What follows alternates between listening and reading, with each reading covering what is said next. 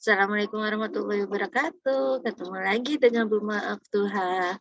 Kita akan melakukan pembahasan kisi-kisi dan soal ujian madrasah matematika. Ya, untuk membahas soal tersebut. Oke, untuk indikator soal yang pertama, diberikan 4 bilangan pecahan berbeda jenis. Peserta didik dapat mengurutkannya. Kita lihat contoh soalnya seperti apa ya. Oke, di sini kalian lihat contoh soalnya, jika bilangan 0,65, 5/8, 0,7, dan 69% diurutkan dari yang terkecil, maka hasilnya jenis pecahan. Yang pertama adalah pecahan bentuk biasa. Ya, misalkan A/B. Lalu ada pecahan campuran. Berarti ini ada bilangan bulat dan bilangan pecahan biasa seperti A, B per C. Lalu ada lagi namanya pecahan desimal. Berarti dia bentuk pecahannya pakai koma ya. Misalkan A, B. Lalu ada lagi bentuk pecahan persen. Seperti misalkan A%. Oke, nah di jenis-jenis pecahan ini jika kamu mau mengurutkan itu harus dia dalam bentuk satu jenis. Nah kita perhatikan di sini, di soal di sini ada bentuk desimal yaitu 0,65. Lalu ada pecahan biasa yaitu 5/8. Lalu ada pecahan desimalnya lagi 0,7. Lalu ada bentuk persen yaitu 69%. Nah, ini pecahannya kan berjenis ya, berbagai macam jenis. Nah, kita harus jadikan satu jenis untuk mengurutkannya. Nah, yang mana yang mudah? Kalau menurut Ibu, saran Ibu adalah jadikan bentuk desimal. Cuma kalau dia dalam bentuk desimal, itu koma di belakang koma itu harus digitnya sama ya. Oke, kita cari di sini sudah ketahuan ini udah desimal, sudah biarkan saja. Lalu ada 5/8. Nah, 5/8 ini kita rubah menjadi bentuk desimal. Bagaimana caranya? Yaitu dengan cara 5 dibagi 8.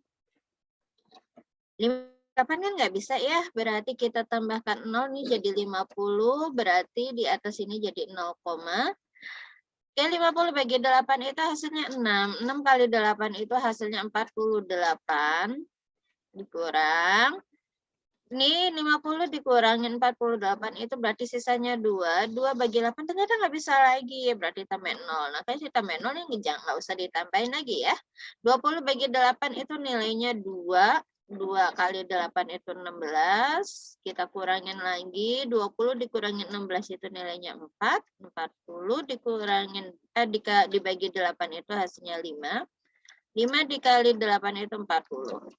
Oke, dikurang. Oke, hasilnya sudah habis, tidak bersisa. Berarti 5/8 itu kalau dijadikan desimal berarti nilainya 0,625. Oke, ini 0,7. Nah, ini 69%. 69% itu kalau jadiin desimal bagaimana? Kita tulis saja angka bilangan bulatnya dulu. 69%. Persen itu kan berarti dibagi 100. Berarti dibagi 100 di belakang digit itu 2 ya. Oke, di belakang komanya itu ada 2 digit, ini berarti 1, 2, oke, koma 0. Nah, ini kalau mau dijadikan desimal ya, dari 69% kalau dijadikan desimal itu berarti di belakang koma ada 2 digit. Nah, kita perhatikan di sini, untuk bilangan desimalnya, di sini di belakang koma 2 digit, ini di belakang koma 3 digit, ini 1 digit, ini 2 digit. Nah, ternyata berbeda-beda digitnya. Nah, ini harus sama banyak, di belakang koma itu harus sama banyak digitnya. Nah, yang terbanyak itu adalah 3 digit. Nah, berarti ini semua harus jadikan 3 digit. Nah, 0,65 berarti jadinya berapa kalau jadiin 3 digit? Ya, berarti tinggal 0,65 supaya dari 3 digit tinggal tambahin 0. Nah, yang tadi 65 berarti sekarang jadi 650. Oke, yang 0,7 berarti bagaimana ya? Sama kita tulis saja 0,7 dulu. Ini baru 1 digit, 2 digit, 3 digit. Nah, oke, yang ini 1, 2, 3. Nah, kalau ini digitnya sudah sama semua, baru kita bisa urutkan. Mengurutkannya dari apa? Kalau kita lihat di sini mintanya dari yang terkecil. Berarti kita buatlah yang terkecil. Yang terkecil itu yang mana? Nah, ini anggap abaikan nih karena semuanya sudah sama 0, berarti kita tinggal lihat belakang komanya ya. 650, 625, 700, 690. Nah, kamu pasti bisa dong mengurutkan dari yang terkecil, berarti yang terkecil itu adalah nih 625. Ini berarti ini yang pertama. Langsung ini yang kedua. Ini yang ketiga, ini yang keempat. Ini kalau dari yang terkecil. Kalau yang dari yang terbesar, ya berarti lihat yang terbesar, berarti yang terbesar adalah ini dulu ya. Berarti ini yang pertama, kedua, ketiga, keempat gitu. Oke. Nah, kalau sudah selesai deh, berarti jawabannya untuk bentuk soal ini berarti 0,5/8. Jadi jangan 0,25 lagi ya. 6/8. Lalu dilanjutkan 0,65. Dilanjutkan lagi yang nomor 3 adalah 69%. Dan yang terakhir adalah 0,7. Soal yang kedua. Diberikan skor sebuah tes pada jawaban yang benar, salah, dan tidak jawab. Peserta didik dapat menentukan skor total jika diketahui banyak soal yang dijawab benar dan tidak dijawab. Seperti apa sih contoh soalnya? Kita lihat ya. Oke, ini bentuk soalnya. Pada lomba matematika ditentukan untuk jawaban yang benar mendapat skornya 3. Jawaban salah negatif 2, bila tidak dijawab negatif 1. Dari 40 soal yang diberikan, seorang anak menjawab 32 soal dengan benar dan 5 soal tidak dijawab. Skor yang diperoleh anak tersebut adalah, oke, bagaimana sih cara menjawab untuk soal tersebut? Oke, kita lihat di sini kriteria untuk menjawab soal ini adalah kamu ketika menjawab ada jawaban benar, ada jawaban yang salah, serta ada jawaban yang tidak dijawab. Jadi jawabannya dibiarkan saja, tidak dijawab. Oke, dia punya kriterianya sendiri-sendiri. Dan di kriteria ini ternyata mereka juga punya skor sendiri-sendiri. Misalkan jawaban benar. Jawaban benar itu kalau kamu benar itu dapat nilainya 3. Satu soalnya ya dapat nilainya 3.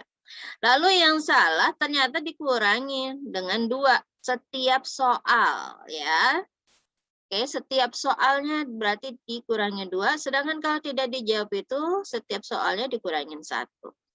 Nah, oke, ini kriteria penskorannya. Nah, di sini ada 40 soal yang diberikan. Jadi ada soal 40, anak tersebut menjawab 32 soal yang benar. Nah, 32 soal yang benar. Nah, ini benar. Kalau benar itu satu nomornya dapat 3, kalau 32 berapa? Nah, bagaimana cara ngitungnya? Satu soal 3, berarti 2 soal 6, 3 soal 9. Nah, berarti kan itu adalah operasi hitung perkalian. Nah, karena di sini dia 32 soal yang benar, berarti 3 dikalikan 32. Oke. Lalu 5 soal tidak dijawab. 5 dijawab. 1 soal berarti kurangin 1, kalau 5 soal berarti min 1 dikali 5. Lalu yang salah berapa? Nah, kita lihat soalnya kan ada 40. Yang dijawab benar 32, yang tidak dijawab 5, berarti yang salah berapa? Sisanya kan, karena 40 dikurang 32 itu berarti 8. 8 dikurangin 5 berarti sisa 3. Nah, di sini kita tulis, oh berarti salah itu jawabannya 3. Nah, sekarang kita hitung skor mereka itu dapatnya berapa skor anak ini. Kita hitung, 3 dikali 32 itu ternyata 96. Negatif 2 dikali 3 itu ternyata hasilnya adalah negatif 6. Negatif 1 dikali 5 itu hasilnya adalah negatif 5. Nah, kalau sudah diapakan? Ya kita hitung 96 dikurangin 6, nilainya adalah 94. 90 dikurangin 5, maka hasilnya adalah 85. Nah, inilah skornya anak tersebut. Jadi skor totalnya adalah 80. Oke, untuk indikator soal selanjutnya, peserta didik dapat menyederhanakan bentuk aljabar A dalam kurung BX tambah C dalam ditutup kurung dikurang DX tambah E dengan A, B, C, D, dan E-nya adalah bilangan bulat selain 0. Serta A, B, dan D-nya tidak boleh sama dengan 1. Kita lihat bentuk soalnya ya. Nah, ini contohnya bentuk soalnya bagaimana sih cara menyederhanakan. Ini kan panjang, kalau namanya menyederhanakan berarti dia jadi sedikit. Oke, kita lihat jawabannya. Kita tulis dulu soalnya yaitu 3 dalam kurung 4X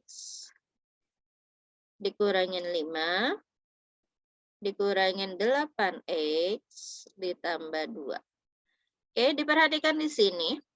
Kelihatan di sini operasi hitungnya dikurang, ini kurang, ini tambah. Tapi kalau yang ini 3 sama 4X operasi hitung apa? Nah, kalau kamu perhatikan di sini ini adalah operasi hitung perkalian. Kan perkalian itu berarti dengan cara skema atau distribusi. Yaitu bagaimana caranya adalah kamu kalikan yang di luar kurung ini dengan yang di dalam kurung. Berarti 3 dikali 4X. 3 kali 4 itu nilainya 12. Berarti karena ini 4X berarti 12X. Dan dalam kurung itu bukan hanya 4X tapi ada negatif 5. Berarti 3 ini juga harus dikalikan dengan negatif 5. Berarti 3 dikali negatif 5 ya berarti negatif 15. Oke, yang ini ada kurung? Tidak, kalau nggak ada kurungnya berarti kita tulis saja. Min 8X tambah 2. Oke, sekarang operasi hitungnya hanya ada pengurangan dan penjumlahan. Karena ini hanya pengurangan dan penjumlahan adalah kamu ingat di waktu kelas 7 adalah bisa dihitung jika sejenis atau sama. Ya, sama seperti tadi tentang bilangan bulat dan bilangan pecahan, dia bisa dihitung jika bentuknya sama. Nah, sekarang kita lihat yang mana yang sama. Yaitu yang sama-sama punya variabel. Nah, di sini ada variabel 12X dengan negatif 8X. Maka ini yang bisa dihitung. Oke, berarti 12X dikurang 8X. 12 dikurang 8. Hasilnya adalah 4. Variabelnya adalah X. Berarti 12X kurang 8X adalah 4X. Nah, sekarang negatif 15 sama positif 2. Oke, negatif 15 itu ada di sebelah kiri.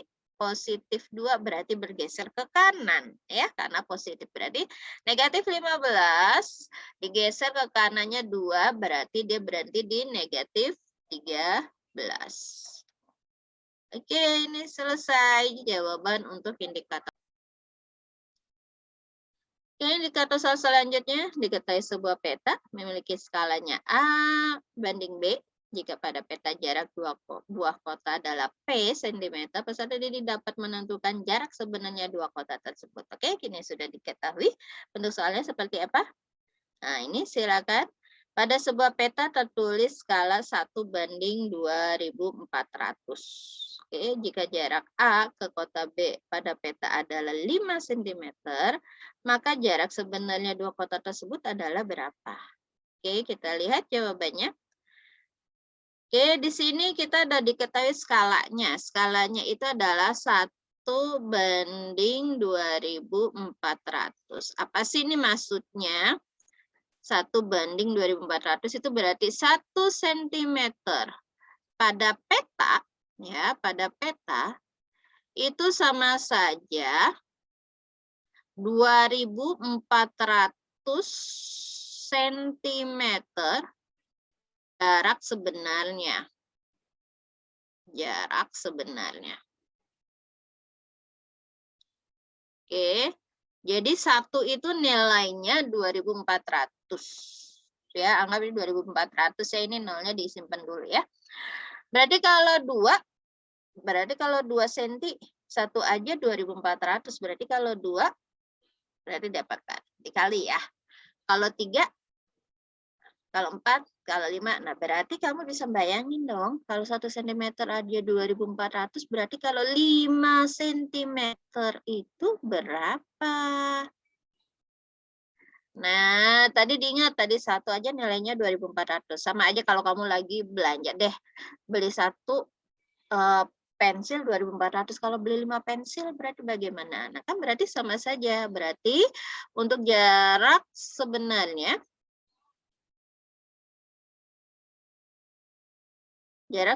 itu berarti sama saja dengan 5 dikali 2.400 juta. Ya. Berapa hasilnya? Hasilnya itu ternyata 5 kali 4 kan 20 ya. 5 kali 2, 10 jadi 12. Nah, ini 24 nih yang kita hitung. Berarti nolnya yang kita simpan 1, 2, 3, 4, 5. Oke, berarti kalau 5 cm ternyata jarak sebenarnya itu adalah 12 juta cm. Nah, 12 juta cm kita sederhanakan jadi kilometer. Kalau kilometer itu kan berarti dari senti ke kilometer itu naiknya 5. Karena naiknya 5 berarti tinggal dicoret saja nolnya 5. Oke, kenapa? Karena sama saja dengan dibagi 100.000 ya. Itu berarti hasilnya adalah kita jadikan kilometer, berarti ini nolnya dicoret 5 ya. Seret. Berarti tinggal 120 km. Ini kata soal selanjutnya diketahui sebuah penjual koperasi sekolah membeli A melusin buku dengan harga Rp jika setiap buku dijual adalah L rupiah, peserta didik dapat menentukan keuntungan dan kerugian yang diperoleh. Oke, bentuk soalnya adalah sebuah koperasi sekolah membeli 6 melusin buku dengan harga Rp324.000. Jika buku tersebut dijual Rp5.000 per buku, maka besar keuntungan atau kerugian. Oh, ini berarti kamu suruh milih nih, untung apa rugi sih koperasi ini kalau dia menjualnya Rp5.000 per bukunya. Oke, nah untuk untung apa ruginya udah kita abaikan dulu ya. Oke, kita lihat di sini koperasi itu berarti dia beli 6 lusin buku itu harganya 324. Kita tulis. Oh, berarti koperasi itu belinya 324.000. Ini untuk 6 lusin. Ingat ya, buat 6 lusin.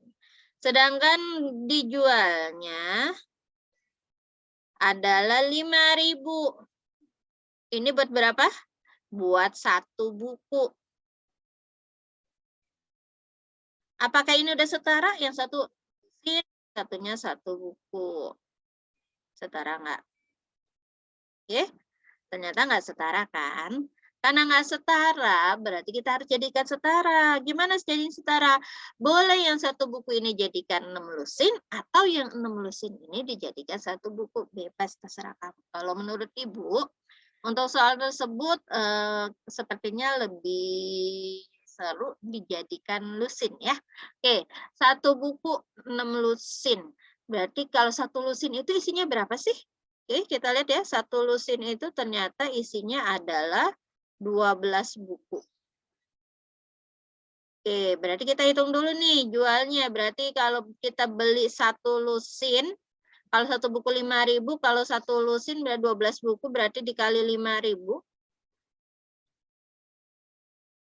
Itu nilainya adalah 60.000. Berarti ini untuk satu lusin. Nah, kalau 6 lusin, berarti 60.000 dikali 6. Oke? 6 kali 6, 36. Nolnya ada 4. 1, 2, 3, 4. Nah, berarti 360. 360 ini apa namanya? Nah, kita hitung nih 5.000. Oh, berarti jual ya. Berarti jualnya kalau habis semua itu dapat uangnya koperasinya adalah 360.000. Oke, berarti belinya tadi 324. 324 belinya nih. Lalu jualnya ternyata 360.000. Menurut kamu, kalau belinya lebih kecil daripada jual atau jualnya lebih besar daripada kecil, untung apa rugi? Berarti uang kamu sudah balik kan modalnya untuk membeli ini kan udah balik. Berarti kamu dapat duit tambahan dong. Nah, dapat uang tambahan ini disebut juga untung. Ya, bukan rugi ya. Tapi kalau rugi itu adalah ketika kamu sudah jual semua, ternyata modal kamu nggak keluar. Nah, itu berarti kamu rugi. Nah, karena ini uangnya ternyata udah, oh ini kemarin nih uang buat belinya 324, masih ada lebihnya, oh berarti saya untung ya. Nah, untungnya berapa ya? Kalau untungnya berapa ya berarti lebihannya berapa. Nah, caranya itu berapa? Gimana? Ya berarti 360.000 dikurang 324.000. Berapa hasilnya? Ternyata hasilnya adalah 36.000. Nah, ke soal selanjutnya. Ini contoh soal yang selanjutnya, indikator soalnya diketahui jumlah tabungan setelah beberapa bulan menabung, besar uang yang ditabung dan persentase bunga per tahun. Misalnya dapat menentukan lama uang tersebut ditabung. Oke, seperti apa sih contoh soalnya? Oke, di sini ada Pak Sur ya, menabung uangnya di bank sebesar 10 juta. Ini jangan dihitung ya, 02 begini ya. Ini berarti 10 juta. Setelah beberapa bulan jumlah uang Pak Suryo jadi 11.200.000. Nabung 10 juta. Setelah itu dapat uang 11.200.000. Nambah apa berkurang ya uangnya ya? Ternyata nambah ya. Jika bank tersebut memberi jasa atau bunga 8%, maka lama Pak Suryo menabung adalah bagaimana? Tadi kita sudah lihat kalau uangnya Pak Suryo itu ternyata bertambah. Nah, bertambah uang di bank itu dinamakan juga dengan bunga. Oke, dinamakan juga dengan bunga. Kelebihan uang dari tabungan. Kalau tadi adalah jual beli, kelebihannya disebut untung. Kalau kita menabung, kelebihannya itu disebut bunga. Bagaimana caranya? Itu yang sama. Lebihnya berapa sih? Nah, untuk mengetahui lebihnya berarti kan uang setelahnya, setelah ditabung, ya, uang setelah ditabung dikurang dengan modal yang pertama kali nabung, ya, uang pertama kali ditabung atau modalnya. Nah, lebihnya berapa? Ternyata kalau kita lihat di sini, ternyata lebihnya adalah 1.200.000. Masya Allah, nabungnya berapa lama ya? Dapat lebihannya aja 1.200.000. Oke, nah sekarang ditanya berapa lama Pak Suryo menabung. Nah, kalian masih ingat nggak rumusnya? Kalau nggak ingat, Ibu ingetin deh. Rumusnya itu ternyata adalah bunga B, itu nilainya adalah P. P apa P? P itu persen. P kali M, apalagi M? M itu modal. Dikali N, apa? Banyak bulan. Karena ini setahun, berarti kita cari banyak bulannya berapa. Dalam waktu setahun. Setahun itu adalah 12 bulan. Makanya di sini baginya 12 ya. N ini bulan untuk setahun yaitu 12 bulan. Oke, tadi diingat ini B adalah bunga, P persen, M modal, N bulannya. Oke, kita hitung bunganya sudah ada di sini yaitu 1.200.000. Kita tulis 1.200.000. Oke, P itu persen. Nah, tinggal cari aja mana yang bentuknya persen. Oh, ini yang bentuknya persen nih, 8%. Berarti kita tulis 8%. Dikali modal. Modal itu berarti awal pertama kali menabung. Pertama kali menabung uangnya 10 juta. Kita tulis 10 juta. Dikali N. N-nya apa? N itu kan tadi bulan, sama aja waktu. Nah, ini waktu, maka lama itu kan waktu. Berarti N yang ditanya. N per 12. Oke, kalau sudah yang bisa dicoret-coret ya. Ini kan bisa dicoret nih, dibagi sama dikali. Coret, set. Oke, ada lagi yang bisa dicoret, ternyata ini 8 sama 12 bisa dicoret. Ini bisa sama-sama dibagi 4 ya. Bagi 4 itu di sini nilainya 2. Kalau ini dibagi 4 nilainya 3. Oke, sudah? Ada lagi yang bisa dicoret? Nggak ada ya? Oke, kalau nggak ada berarti ini dihitung 2 dikali 10 100.000 ya. Dikali 100.000 itu nilainya adalah 200.000. N kali N per yang bawah tinggal 3. 3, yang ini 1.200.000. Oke. Nah, yang ditanyakan N ya, berarti N sama dengan N yang ditanya ya, berarti ini 200 sama 3 ini pasti pindah ke sini. Oke, kalau tidak berarti ini 1.200.000. Yang ini bagi berarti jadi kali 3. Yang ini kan kali nih, dia sama N berarti jadi bagi. Bagi 200. Oh, kalau pindah itu dengan lawannya ya. Tadi kan ingat temennya N itu kan 200 dikali sama dibagi 3. Nah, sekarang dia pindah maka yang tadi bagi jadi kali, yang tadinya kali jadi bagi. Oke, kalau sudah tinggal dicoret. Coret nih 5, ini juga coret 5. Oke, tinggal 12 bagi 2 bisa dong. 12 bagi 2 itu nilainya adalah 6 ya. 6 kali 3 nilainya adalah 18. Oh, berarti banyak bulannya adalah 18 bulan. Nah, soal selanjutnya. Diberikan gambar trapesium dengan luasnya serta ukuran dua sisi sejajarnya. Peserta didik dapat menentukan kelilingnya. Oke, berarti bentuk soalnya kita punya gambar trapesium, lalu ada luasnya, lalu ada ukuran sisi sejajarnya, kita tentu kelilingnya. Oke, ini contoh soalnya. Luas bidang trapesium sama kaki adalah 112 cm persegi dengan panjang sisi sejajar 8 cm dan 20 cm.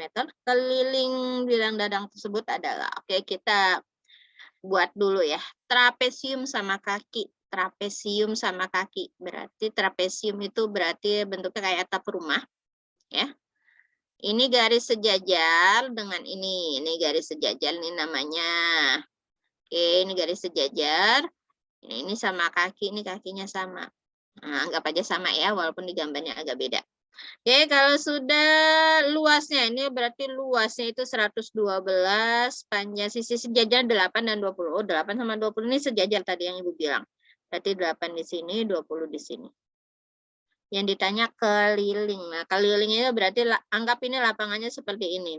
Nah, kalau ingat, kalau keliling itu adalah menjumlahkan seluruh panjang sisi, ya. Jadi kamu jumlahkan di sini sudah ada 20, di sini berapa?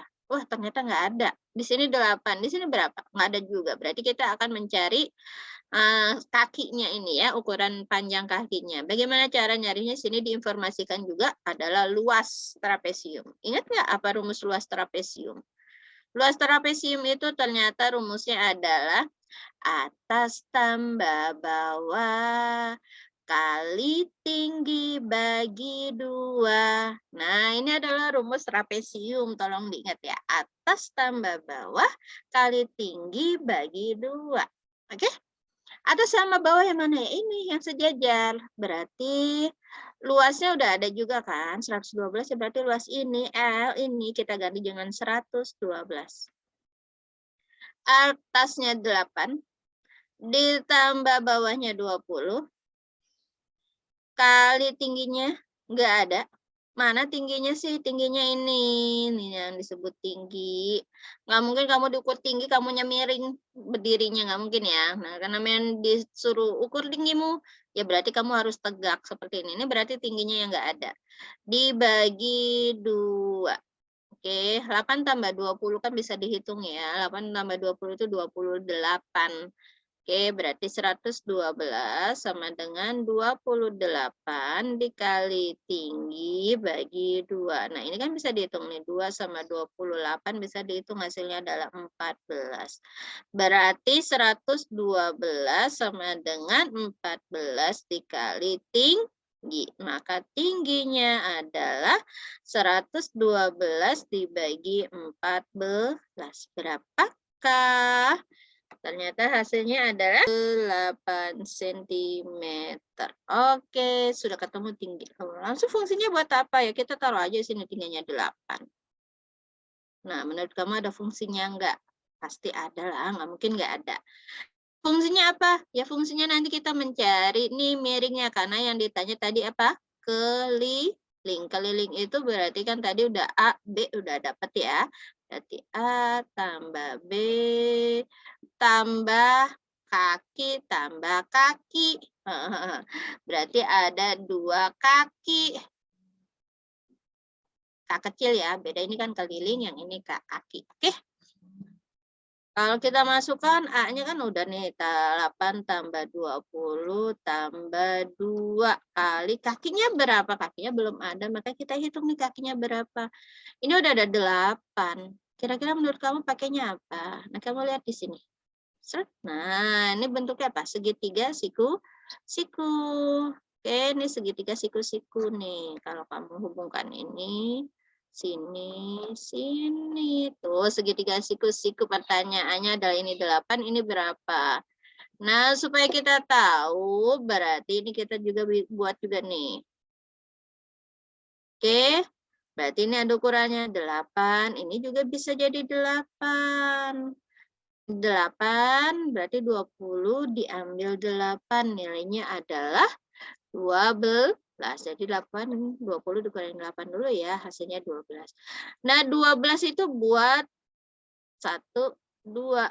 Kenapa? Karena di sini juga ada bentuknya. Nah, gini juga kan. Oke, berarti 12 ini buat mereka berdua nih. Berarti ini 12 dibagi 2. Hasilnya adalah 6. Oh, berarti 6 itu taruh di sini 6. Sini juga 6. Oke. 6, 8, ada yang tahu berapa? Kalau kamu ingat, sederhanakan 6, 8. Ternyata 6, 8 berapa ya pasangannya? Coba bisa dibagi berapa nih? Ternyata mereka bisa dibagi 2 ya. Ini bagi 2, ini bagi 2, ini bagi 2. Kenapa? Ingat ini Pitagoras. Pitagoras itu ada 4 tipe ya. Oke, kita lihat 6 bagi 2 itu ternyata bisa 3, 8 bagi 2 itu 4. Nah, berarti 3, 4, 5. Ini masuk tipe 1. Oke, tipe 1. Nah, 5. Berarti 5 kali 2 berarti nilainya adalah 10. Nah, kita sudah dapat berarti ini kakinya nilainya 10. Oke, berarti 2 kali 10. Nah, 8 tambah 20 tambah 2 kali 10, 20. Berarti kelilingnya adalah 48 cm. Oke, seperti itu. Untuk soal selanjutnya, diketahui sepasang sudut yang saling berpelurus. Jika salah satu sudut diketahui, peserta dapat menentukan pelurusnya. Oke, bentuk soalnya seperti ini. Jika pelurus sudut P adalah 52 derajat, maka besar sudut P-nya adalah. Oke, ingat pelurus. Pelurus itu kan berarti dia sudutnya bentuk garis lurus. Nah, bentuknya kayak gini nih. Ya, ini ada titik pusatnya di sini. Nah, ini berapa sih ini nilainya? Ternyata ini nilainya adalah 180. Jadi pelurus itu adalah nilainya 180 derajat. Nah, di sini ada pelurus. Pelurus itu berarti ada sudut, ada garis yang membentuk sudut. Nah, jika pelurus sudut P adalah 52, jadi yang disebut sudut P-nya ini berarti ini sudut P-nya. Nah, ini yang disebut pelurusnya. Pelurusnya itu berarti yang mana? Yang ini nih sudut pelurusnya. Nah, ini sudut pelurusnya itu nilainya adalah 52 derajat. Berapakah sudut P-nya? Nah, kamu lihat ini kalau kamu hubungkan tadi kan nilainya adalah 180. Berarti kalau sudah ada 52 berapa sudut P-nya? Berarti dia apa kan? Tinggal dikurang 52 derajat. Maka didapatlah sudut P-nya. Berarti sudut P-nya adalah 180 kurang 52 berarti 128 derajat. Ini jawabannya untuk sudut P.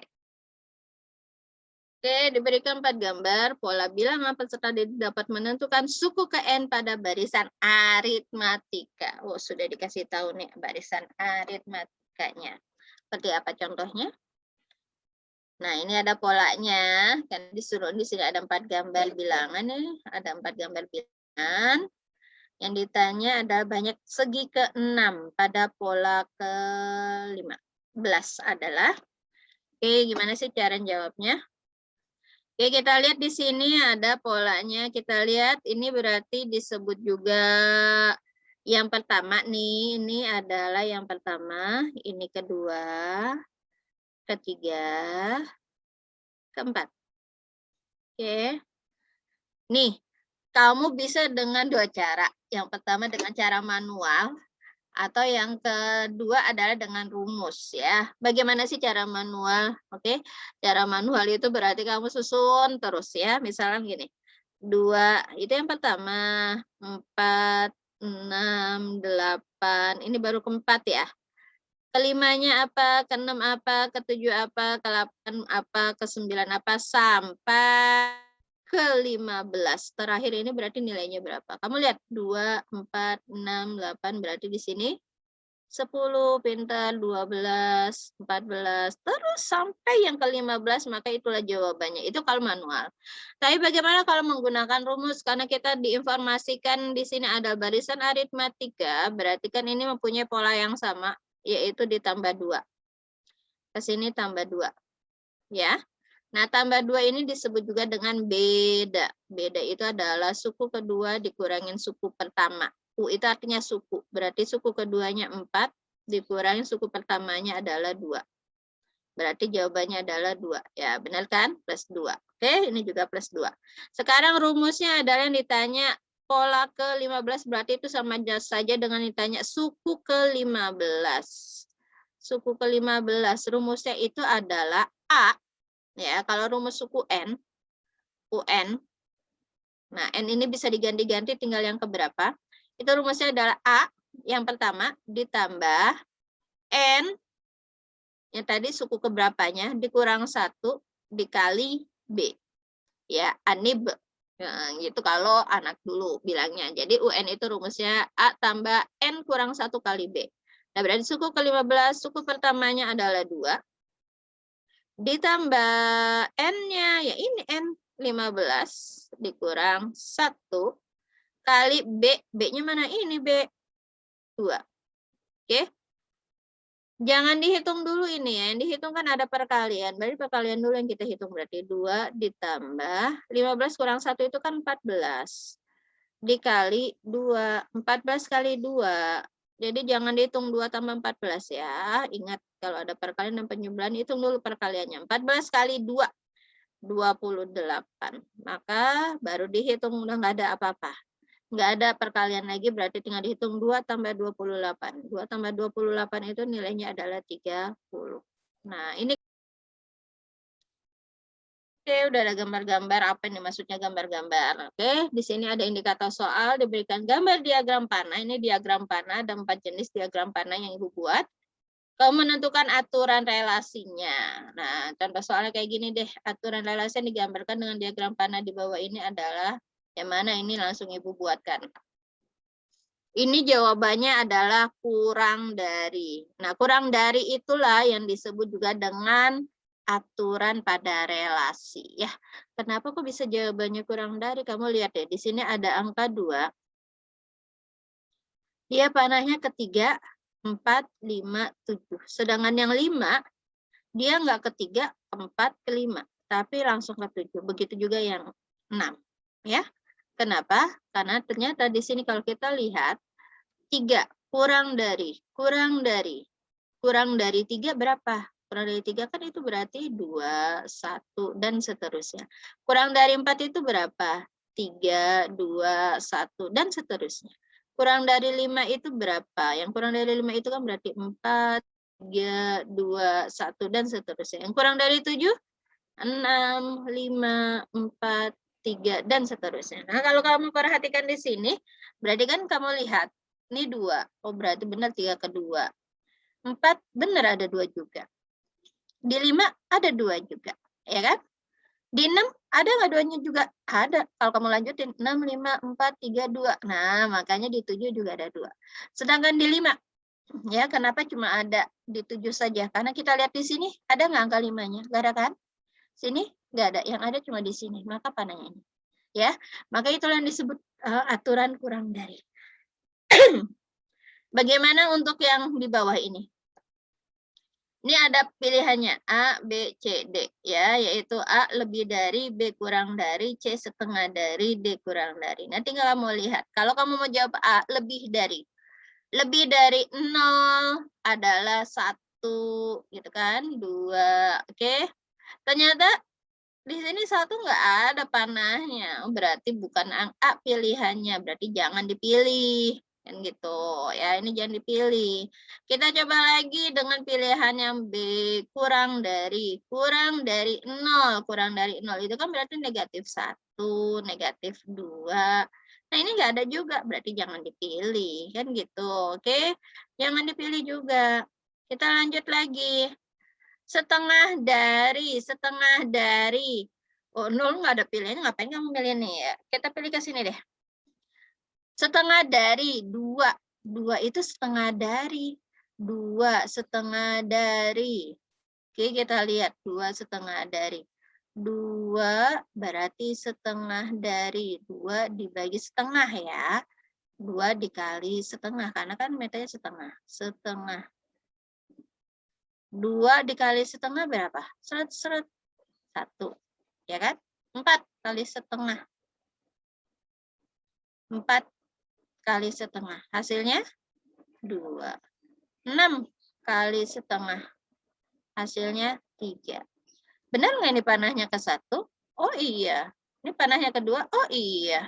6 panahnya ketiga? Oh iya. Ternyata benar. Oh ternyata jawabannya adalah yang C. Kenapa bukan kuadrat dari? Coba kalau kuadrat dari. Ya, anggap nih. Berarti kuadrat dari. Berarti 2 kuadrat. Nah, 2 kuadrat itu berapa? 4.